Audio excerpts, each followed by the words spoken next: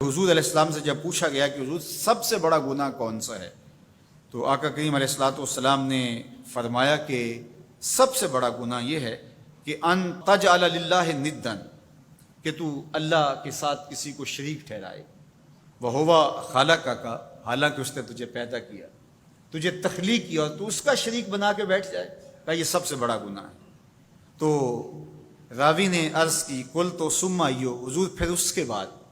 تو آقا کریم نے فرمایا ثم ان تقتل ولدک خشیۃ ان یطعم معک، تو بچے کو اس لیے قتل کر دے کہ یہ کس طرح میں اس کو پال سکوں گا، بچے کو ضائع کر دینا، اس کو قتل کر دینا۔ اللہ فرماتا ہے نحن نرزقکم وایاہم، ہم تمہیں بھی رزق دیتے ہیں، ان کو بھی دیں گے۔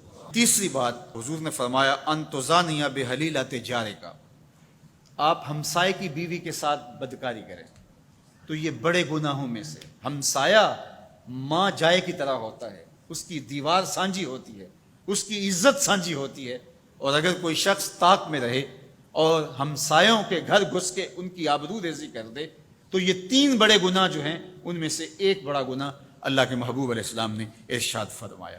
حضرت عبداللہ ابن مسعود رضی اللہ تعالی عنہ سے یہ روایت مروی ہے کہ لا احد اغیر من اللہ عز وجل، اللہ سے زیادہ کوئی غیرت مند نہیں ہے، اللہ سب سے زیادہ غیرت مند ہے، اور اس کی غیرت کا تقاضا یہ ہے وَلِذَالِكَ حَرَّمَ الْفَوَاحِشَ مَا ظَهَرَ مِنْهَا وَمَا بَطَنَ، کہ اس نے بے حیائی کو چاہے وہ پوشیدہ طور پہ کی جائے یا اعلانیہ طور پہ کی جائے، اس کو پسند نہیں کیا، اور اس نے منع کر دیا، اور لوگوں کو روک دیا، حرام قرار دے دیا، اس لیے کہ وہ خود غیرت مند ہے۔ غیرت مند مالک غیرت کا سبق دیتا ہے اپنی مخلوق کو۔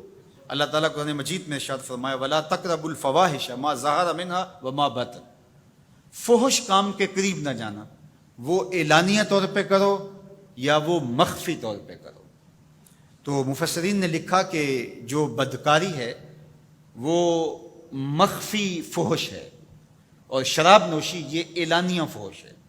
شراب نوش جو ہے وہ چھپ نہیں سکتا، بدکار بعض اوقات ایک مدت کے لیے چھپ جاتا ہے، لیکن یہ بات ذہن میں رکھیے کہ جو بدکار ہے وہ دنیا کے اوپر رسوا ضرور ہوتا ہے، اس کے چہرے کا نور چھین لیا جاتا ہے، اور اس کے اوپر مصیبتیں مسلط کر دی جاتی ہیں، اور اللہ کے قہر و غضب کا شکار ہوتا ہے، اس کی دعائیں قبول نہیں ہوتی، نیک لوگوں کی دعاؤں سے اس کا حصہ نکال لیا جاتا ہے، لیکن بہرحال ایک مدت کے لیے چھپ جاتا ہے۔ لیکن شرابی اپنے جرم کو نہیں چھپا پاتا، تو کہا کہ جو مخفی جرم ہے وہ بدکاری ہے، اور جو ارشاد فرمایا قرآن نے کہ جو ظاہر جرم ہے اس سے مراد جو ہے وہ الخمر ہے، شراب ہے، اور ہر نشہ دینے والی چیز سے حرام کی حرمت آئی۔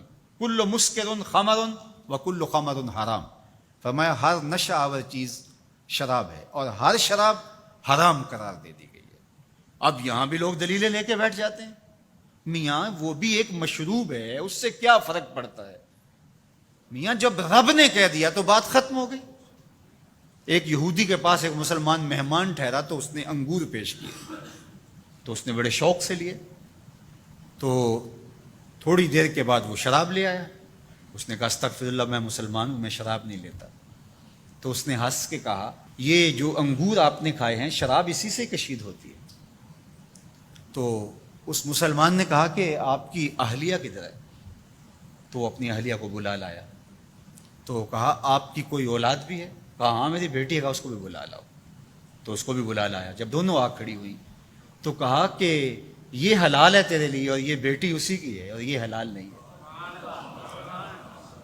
تو جب اس یہودی نے یہ بات سنی فقال اشہد ان لا الہ الا اللہ وحدہ لا شریک لہ واشہد ان محمدا عبدہ ورسولہ۔ کہا اتنی خوبصورت دلیل، اتنی خوبصورت دلیل۔ کہا انگور سے شراب نکلی ہے تو شراب حرام کیوں، انگور حلال کیوں؟ تو کہا مجھے یہ بتاؤ کہ تمہاری بیوی تمہارے لیے حلال ہے، تمہاری بیٹی تمہارے لیے حرام کیوں؟ کہا بات سمجھ میں آ گئی۔ تو میرے رب نے، بعض کا تو اس کی حکمتیں ہمارے علم میں نہیں ہوتی، اور حکمت نہ جاننے کی وجہ سے ہم کہتے ہیں کہ یار یہ بات سمجھ میں نہیں آتی۔ یہی تو ہمیں بتایا گیا کہ جو سمجھ میں آئے اس کو بھی ماننا ہے، جو نہیں سمجھ میں آئے اس کو بھی ماننا ہے۔ ہم جنت کو مانتے ہیں نا، دیکھا ہے، یا رب کو مانتے ہیں، دیکھا ہے، وہ سمجھ میں آتا ہے، تو دل میں تو آتا ہے، سمجھ میں نہیں آتا۔ میں جان گیا بس تیری پہچان یہی ہے۔ ہم تو سب سے بڑی حقیقت کو بغیر دیکھے مانتے ہیں، بغیر سمجھے مانتے ہیں۔ ادراک فہم کی حدود سے ورا ہے، عقل و خرد کے دائروں سے ورا ہے، لیکن اس حقیقت کو ہم مانتے ہیں تو اس کے کہے ہوئے کو کیوں نہیں مانیں گے؟